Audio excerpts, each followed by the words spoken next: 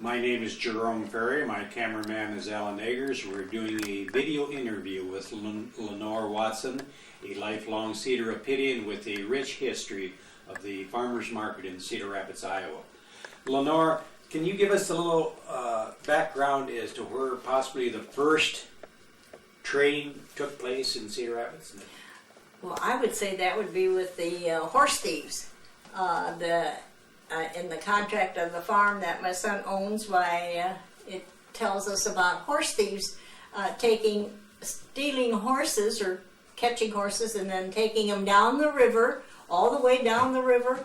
And when they came to the wooden dam, they'd take them out of the river and then go around the wooden dam and go on to Mays Island, and there they would sell them. And that's really started the trade. And then before you know it, farmers were coming in there, and maybe they had a cow or they had a calf or they had some bales of hay, and they would sell it at Mays Island. And all these things were brought. I remember my dad saying about taking the buckboard and having a cow tied behind with a calf and going across the river there beyond Pennington Ford, and they went right across the river to Mays Island and sold the cow and the calf and went back home. You know. Did they charge a fee for the farmers to bring a horse on to the island? Or? Not that I know of. Not that I know of. You brought anything you want to and sell it, and if there was somebody to buy it, they bought it, or you stayed there all day, or I don't know what the deal was there. I really did. So then it involved into what? It started the market going. Then this one picture of right here where these people here, they had a lot of produce and they had quite a few children, and they decided that they would get rid of their excess produce. So they took their wagon and they went on between First Avenue and F Avenue and First Avenue, and there they would sell their produce. Well, that started. Then somebody thought, well, if they can sell it and make a few pennies, I'm going to do the same thing. And that started the market. And then finally, there were some men that... what was these people's names in this photograph? It's Anthrop, isn't it? Mm-hmm. Isn't it Anthrop? I don't know. Yeah, Anne Van Antwerp. And they went here, and that was this was in 1909. But actually, on the island, that was way back in 1893 when they started selling all kinds of stolen horses and selling all kinds of produce. I have it in here in the book too. And of course, when that started, after the horse thieves and they're selling the cows, and then they sold on First Avenue, then it started all kinds of other things like the milkman and the iceman and the mom and pop grocery, and they slowly start picking up and going from one end to the other end. Did the farmers market then eventually find a permanent home? Yes, after they were on First Avenue, it got so there were too many people coming there. So there was two parties, William King and Helena Solkep, that donated land. And this land, there were 16 lots on First Street along the northwest side of the river. And they donated that land to the city, and that the city did not dare to sell it to anybody. It would always belong to the city, and they couldn't sell it for lots or anything. And that's what market started. So then it was a first come, first serve, no fee, and you just backed up your horse and your wagon and you sold your fees. These two pictures on the top of this board, that's what this typical scene would have been? Yes. Oh, yes, it brought people, and of course people used to can. And so, the women would come, there would be bushels and bushels of tomatoes and beans and everything going on in that market. And the people really loved it. And a lot of people would stop there early in the morning and get their produce, and then they go on to Killian's or Smolikoff's and work, or to their offices and work, and because they wanted to pick up that fresh produce. And so these are the crowds, and that's the true crowds. What day of the week would this have been? That would be on. It always was on a let's see, Tuesday and Thursday and a Saturday. But Saturday was the biggest day. That was just huge. And you could sell almost anything. And my dad used to go down there, and they used to bring live chickens and ducks and geese down there.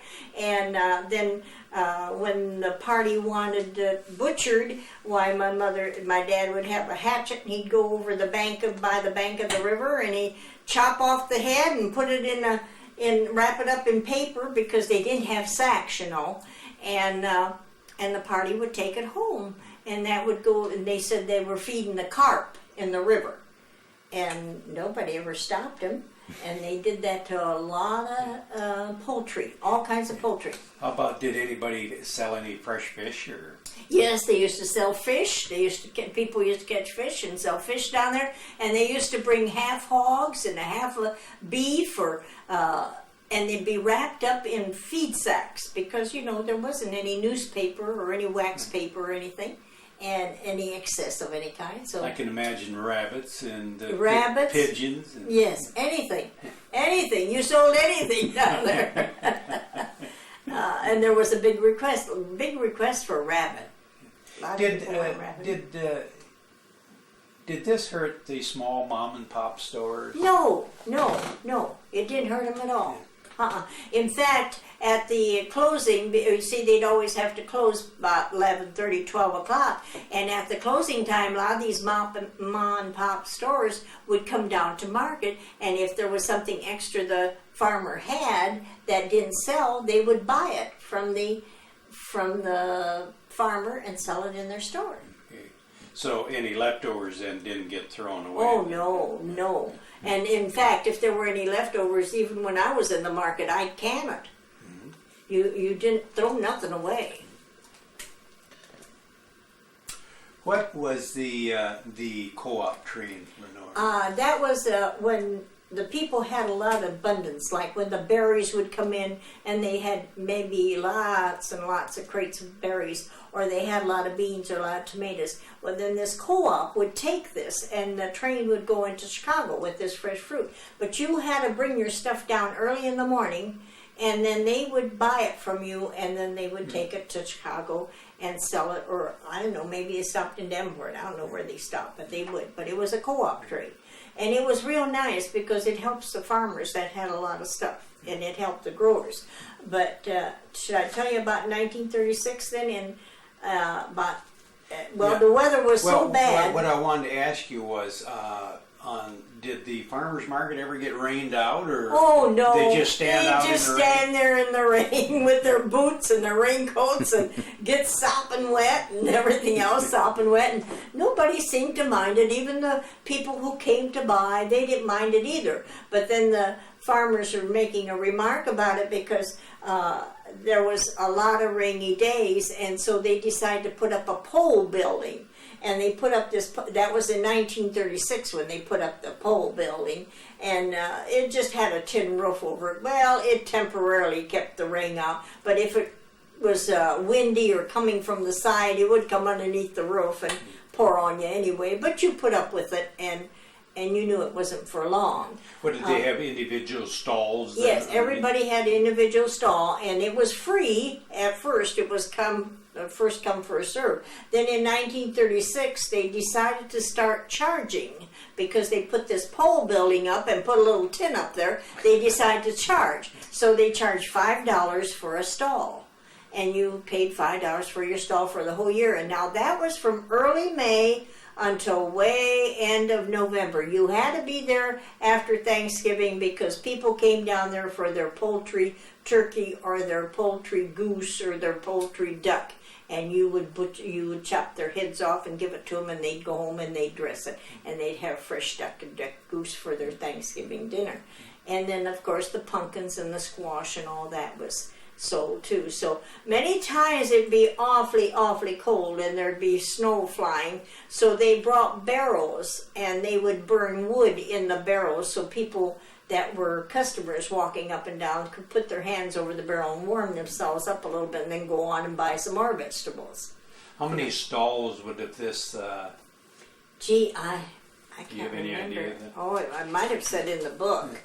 I don't know. This book you're talking about, Lenora, is this a book that was put together on farmers Yeah, markets? Dale Newport and I put this together. I had saved pictures and all kinds of things on the market, and I did a lot of research and everything. And then Dorothy, his wife, made the tree on the face of the book, and all the people's names and the year they started is behind their name, so that it's a tree of the farmers market, a full tree, and it's from the beginning to up to present date.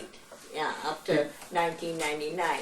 But we had all these pictures, and we had them all made for the farmers market. Here it shows a picture of where they put the pole building up to try and save us from the weather, which they kept improving and kept improving, so then they kept charging more for the stalls. I know you had to pay rent for a stall. Did you have to get a permit from the city? Yes, you had to get a permit from the city, and you had to get a sales tax permit. You had to, because you had to pay sales tax. And so you had a sales tax permit and a permit from the city.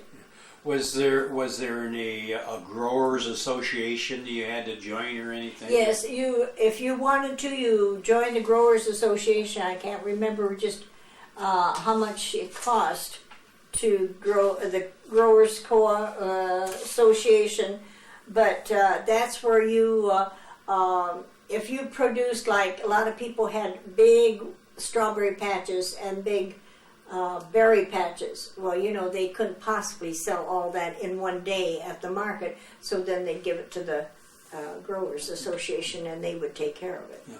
Are we talking about all different nationalities, people coming To the market? Yeah. Oh, yes, everybody came. You didn't turn anybody away. Anybody was welcome. It was like one big family. Yeah. Was it? Did it consist of Linn County or Cedar Rapids residents? Yeah, or well, yes. Could it be outside of the No, county? the growers all had to be in Linn County.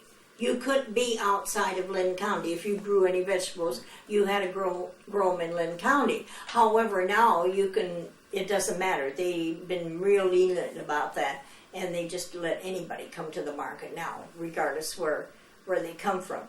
Another thing about the market is just like an old meeting place. Everybody meets everybody, and they hadn't seen them for all winter, and have a good visit, and it's just like a big family.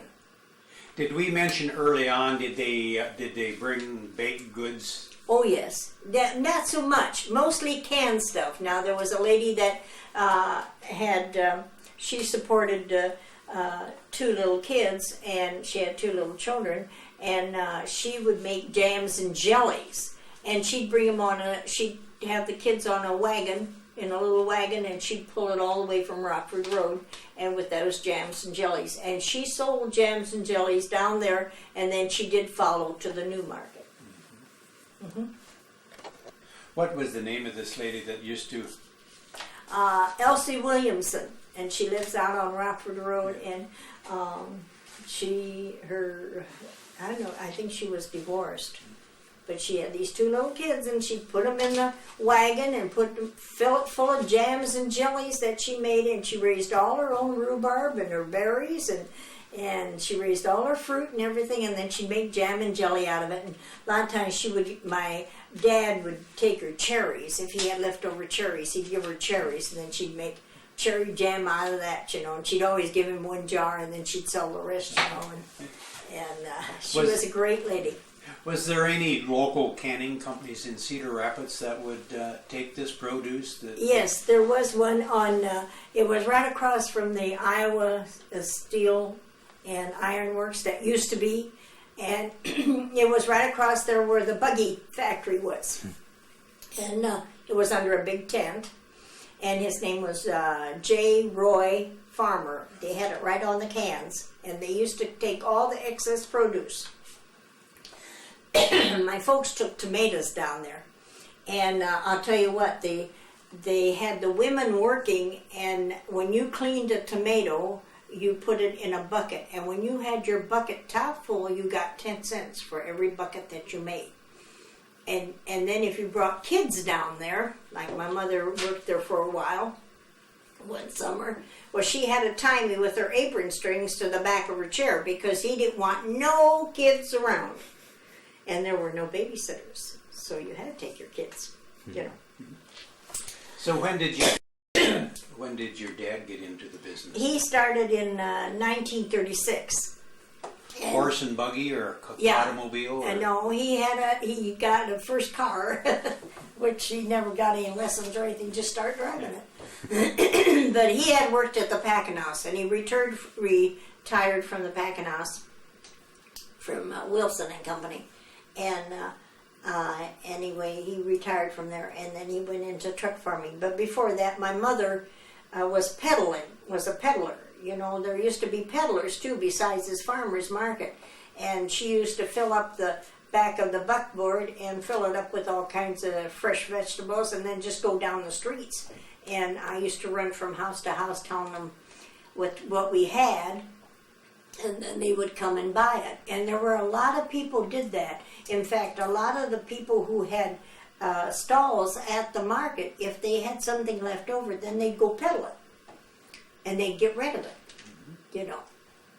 How old were you when your dad got into the Farmer's market? Yeah. Oh, I must have been about 15 or 16. Did you have to work his gardens and help him? Or? Yes, I did until then when I left to go to the service, then the war broke out. He was during the whole war and after the war for a while in business.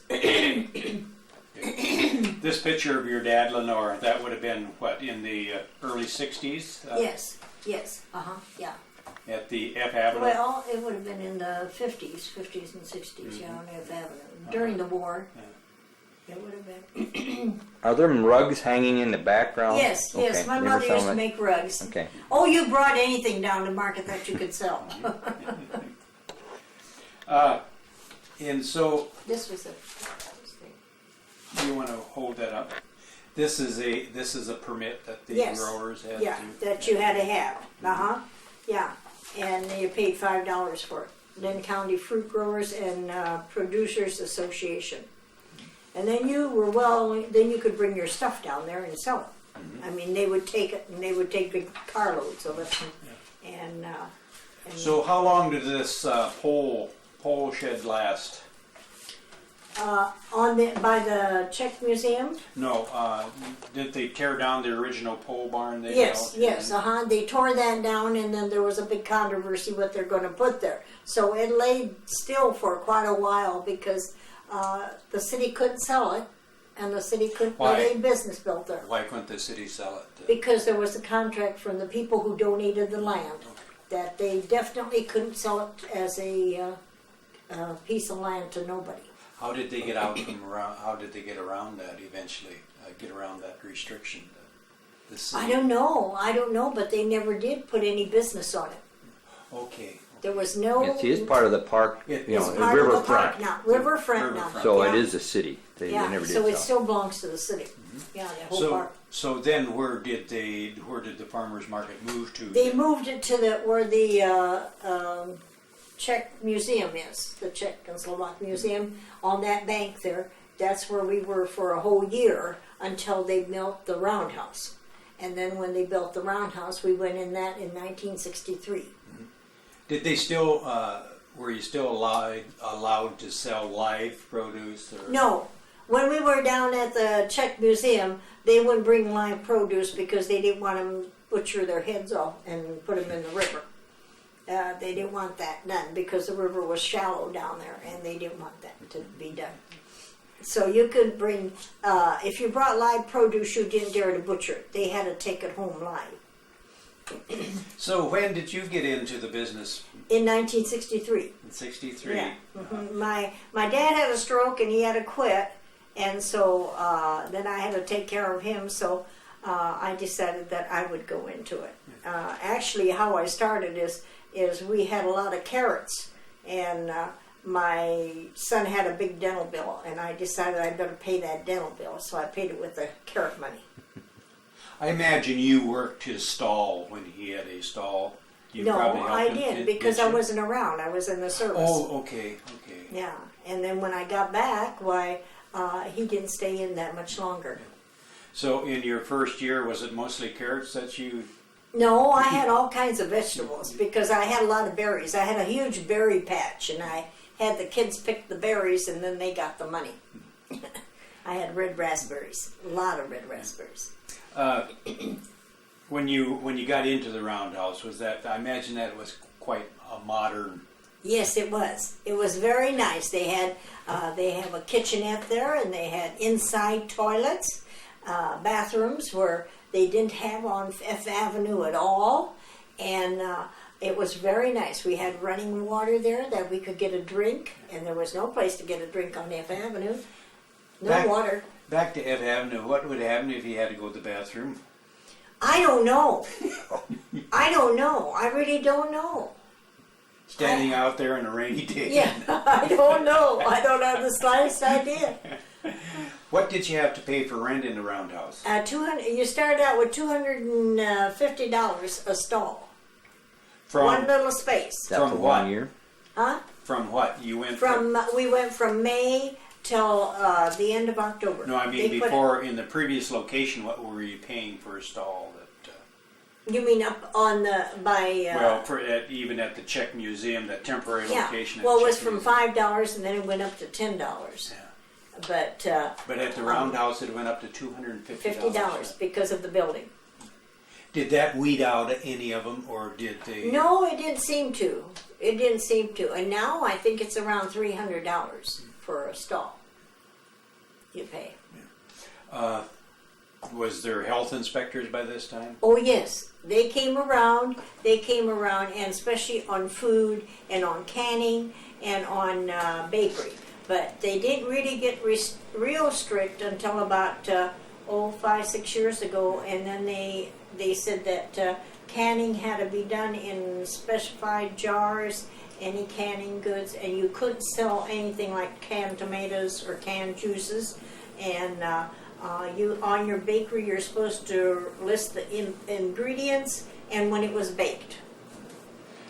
So when you got into the business, and did your husband share your enthusiasm about growing? Not too much. Was He this your worked in- undertaking? This was my undertaking with my kids because I couldn't get them a job. And I had a boy that was in 11th grade, and he couldn't find a job anywhere except help make hay. And so the 1 year, our apple tree had a lot of apples, and every year I gave away the apples. They were the Macintosh apples, the wonderful apples, and I gave them away, and I'd pick them, and I'd take them to friends. And this year I got mad, and I said, nope. I said, Tom, you pick every apple on that tree and pick them so they're not bruised, and I'll sell every bushel for you. And I did. And we sold 50 bushels of them, and he got $1 a bushel. And he was pleased, and that really started things. Then I had all kinds of other stuff, and I started going to market, and the kids helped, and then then they learned their bookkeeping. They had to come home, and we had bookkeeping to do, and we had money to count, and everybody was divided on a percentage. And they had to figure percentage. Did they help you willingly, or did you Yes. have to drag them out? No, they were very willingly because they got the money the same day of the market. See, as soon as everything was counted and percentage was figured out, they got the money, and that was their money for working. And they made good money. Well, they all went to college, went through college, paid for their college. Was this kind of your original intent? Is Yes. when you started with that would be their college fund? Their education, yes. Yes. Would this have been a sole source of income for some families, the farmers market? Yes. For a lot of people, it would be their only income. Yeah. Mm-hmm. Did you have what you'd call steady customers that would come to your Yes. stall? Oh yes, and I still have. I go down to market now. I just help. I don't. I work down there. I don't take any produce, but I have regular people that still remember me, and they'll come to my stall. And I had regular people because I treated them nice, and I gave them good products, and I never cheated them. Did you have vendors that tried to always charge a little bit more? Oh yes, some did, but then, you know, that's in every business. It took care of There's- itself. Yeah, that's right. There's competition everywhere, you know. And I try to have a fair price on everything and try to have the best. And I always told the kids if they couldn't do their best, not to do it at all. What would have been a typical day for a truck farmer? What do you mean? Like what time did you have to get up in the morning? Well, a lot of times 4 o'clock in the morning and get the things out, or as soon as there was light, you'd go out in the garden because you, especially on a hot day, if you knew it was going to be 85 or 90, you got all your produce in first. And then we had a lean-to on the garage, and that's where I had it lined up with tubs, and we'd put everything in cold water to revive it because, you know, everything would wilt so fast. And then wash it and bunch it and tie it and count it out and get it all ready for market. And then take it to market. Do you have a truck? Yes, I had a pickup truck. Yeah, there's a picture of him somewhere. Did you have to then, didn't have to, did you take a lot of baked goods or? Well, at first I did, and then my oldest daughter wanted to go to college, and she wanted to become a teacher, and so in order to pay for her room, the first year they had to stay at the dorm, and to pay for the dorm, we didn't have quite enough money, so we made collages that summer, and we made enough money to pay for her dorm rent. And of course, we baked the collages early. I'd make the dough about 3 o'clock in the morning, and then I'd come in about 8, 9 o'clock and make the collages and bake them, and they'd be all ready. But what got us mad is that we'd get down to market and they'd be gone in a half an hour. And here we put so much time in them, you know. Yeah. Do you remember any bad years, bad growing years when Well, things didn't work out like they should have worked out? no, I always had good growing years.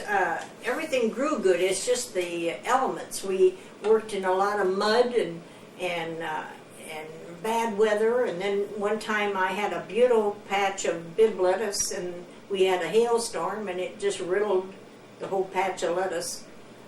Riddled it. But it seemed like, I don't know, I always felt that God provides, and it always made up in something else.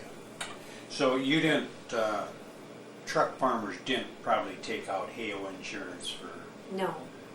if their garden was They wiped probably out. do now, but I never did. No, I didn't take any more out than I had to. That was another expense. This photo of the roundhouse, Lenore, what year would that have been? 1963. The floodwaters up around it. Yeah, And that was the only time we didn't have market down there. They wouldn't let us go in. But we couldn't. Yeah. It was all flooded. And then there's a picture there of the giant watermelons with the Yes. two children. Who Yeah, are that's the children? that's out on the farm, and that's Laura and Sarah Watson. They're my granddaughters. Yeah. Did you have good soil for watermelons? No, of this? there was a spring coming. There's a railroad that goes through the farm, and below the railroad there was a spring always there. And the water, it'd be too wet to really plant anything because the spring coming out of the ground. And so I decided to throw some watermelon seed and mushmelon seed there. And I had such an abundant crop, and to this day there are several people that remember my good watermelons. And then this next picture, you and looks like one of your daughters. Yes, that's my middle daughter, and she's a missionary now. What's her name? Luann Ryan. And then the next picture is a picture of you by your. This would have been in the roundhouse. Yes, they're all in the roundhouse. They're okay. And then some photos of some of your gardens. Yes, Uh, that would be out here. I didn't have any photos out on the farm. Were people's gardens normally that clean, or did? Well, I was noted that the weeds couldn't grow because all I had to do is look at them and they would die. You actually weeded those gardens to keep Yes. them looking like that. Yes, weeded them with a hoe and hand. They did. And the kids were all instructed when they picked beans, if there was a weed in the beans, they were supposed to pull it. And they did.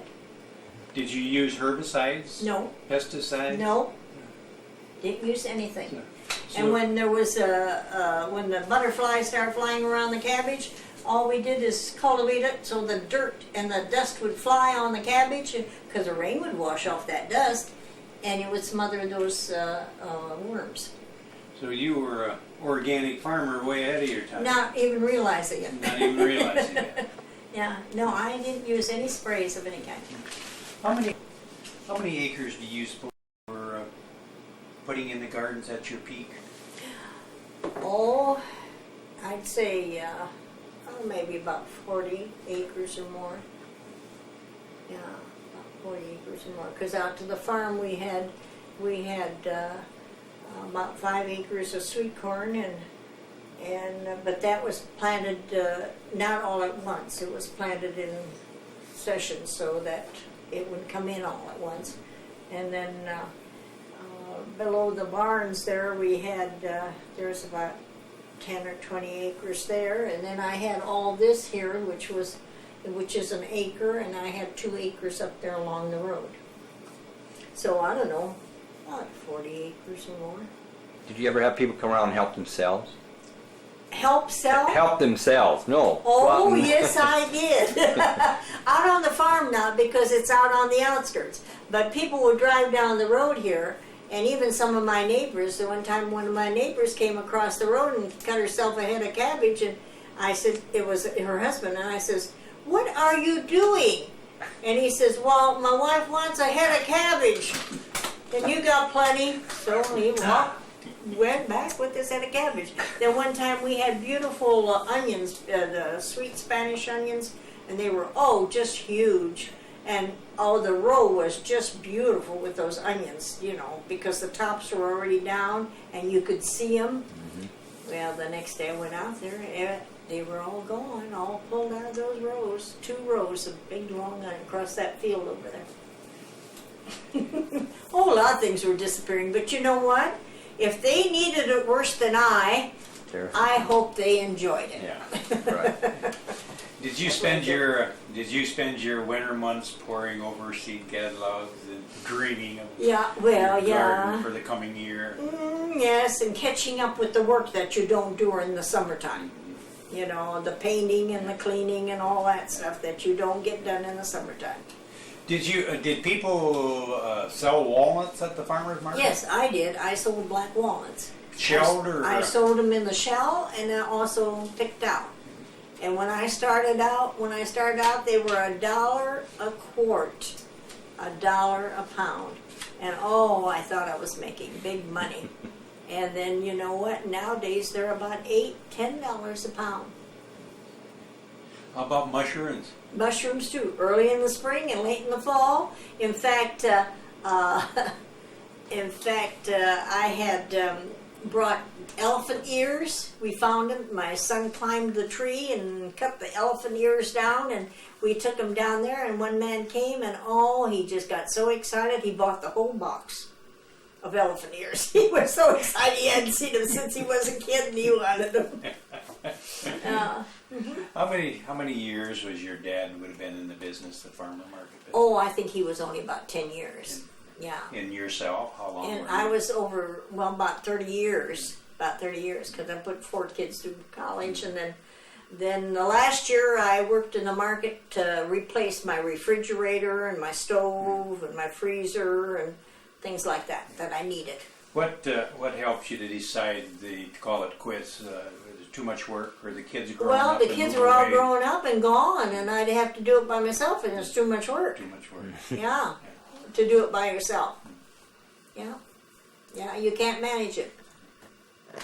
I had mentioned that you probably poured over seed catalogs in the wintertime, but maybe you saved your seed over from a lot of your produce? Well, my folks always did, and I started to. You could save your sweet corn and anything you wanted, cucumbers, tomatoes, anything, and you'd have beautiful tomato plants the next year. But then in 1980, the hybrid seed came out, and you cannot save seed from anything. It won't grow because it's hybrid. And they stopped that, so it doesn't pay you to save your seeds from anything. So a lot of the produce that was an exceptionally good produce, people saved the seeds Yes. so they could reproduce it Yes. year after year after Yes, year. yes. And of course, almost everybody had beehives too. And that was a big help. If you had a beehive close, that would help your garden an awful lot. What if you didn't have any beehives, or what if you Well, there seemed to be a lot of bees. My folks always had beehives, and they had that purposely for their garden and for their for everything, to produce everything. But I didn't have any beehives out here, but I always had lots of bees.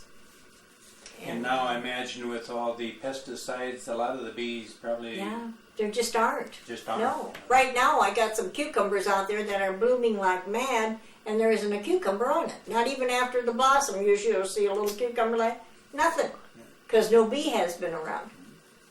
You know, we need the bees.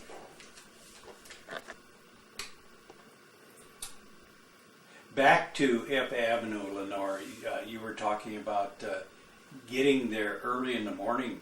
Was there street lights for you to see? There was no electricity, so they depended on the lights from the Quaker Oats building. And of course, there wasn't any bridge. There wasn't nothing there to stop the lights from coming.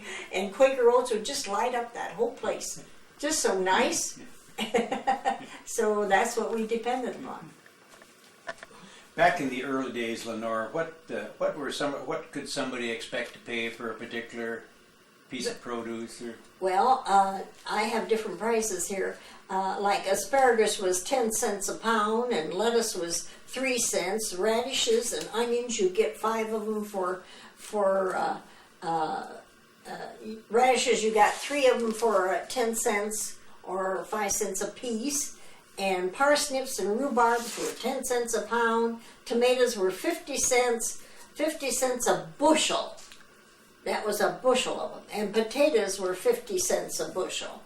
And grapes were 50 cents a bushel. And same way with pears and apples and beans. If you bought beans, like a lot of times when we'd have extra orders where the kids would go home and pick another bushel of beans, they knew they would make 50 cents or $1, so they'd pick that bushel of beans. And strawberries were 3 cents a quart, and raspberries were a penny a pint when you picked them.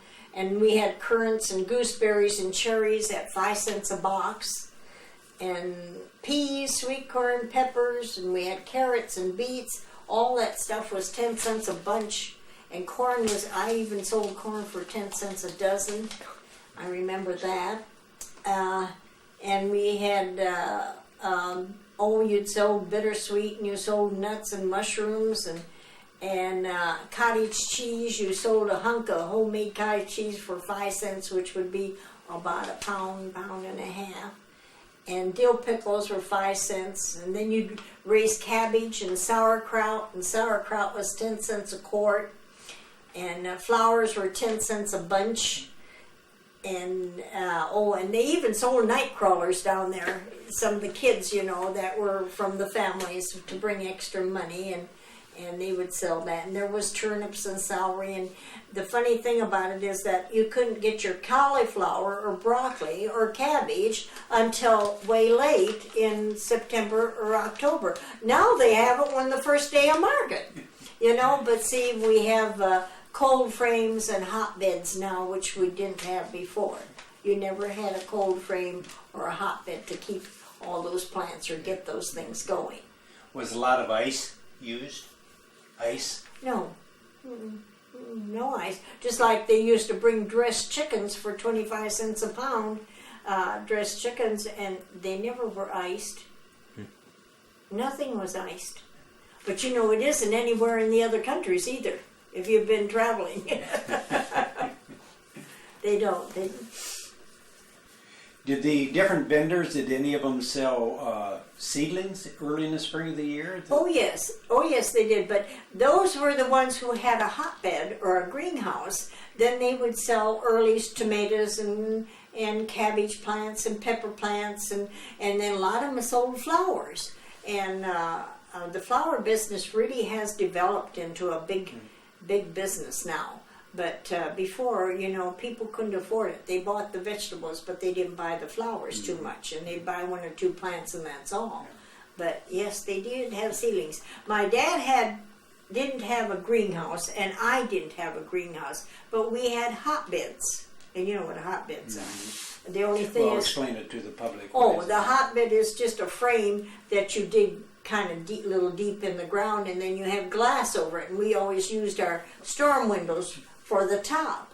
And my dad once put horse manure in there, thinking, oh boy, he's going to have a good crop of seeds in there, and he's going to have a good crop of, well, it just burned them all to pieces because it's such strong, you have to mix it with dirt or something. And then the intense sun shining Yes, through the glass. made too much heat, yeah. But we used to have a cold frame. We had one right here underneath the picture window, and I used to raise a lot of things in the basement under a light, and then to get them started, and then I'd transplant them out there in the cold frame.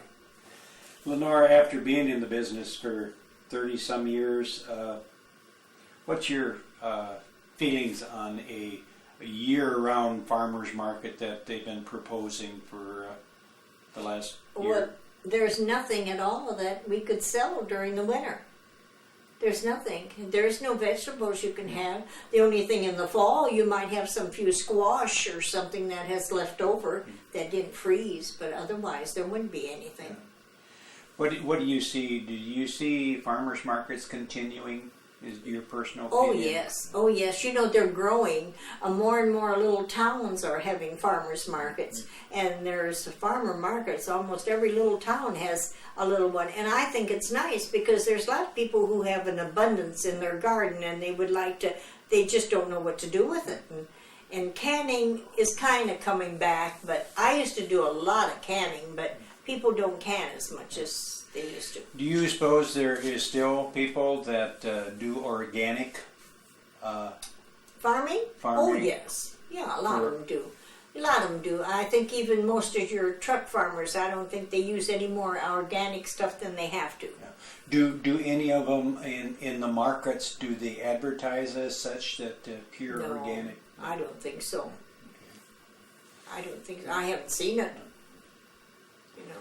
Lenore, unless you have anything else to share with us, excuse me, the Cedar Rapids History Center, the Linn County Historical Society would like to thank you very much for sharing your memories with us on the early It's okay. farmers market. Very happy to do it. Thank you. Thank you. I forgot to tell them though one thing. Go What ahead. is that? Well, all my kids, my one's a math teacher, and one's from the money, and the other one is a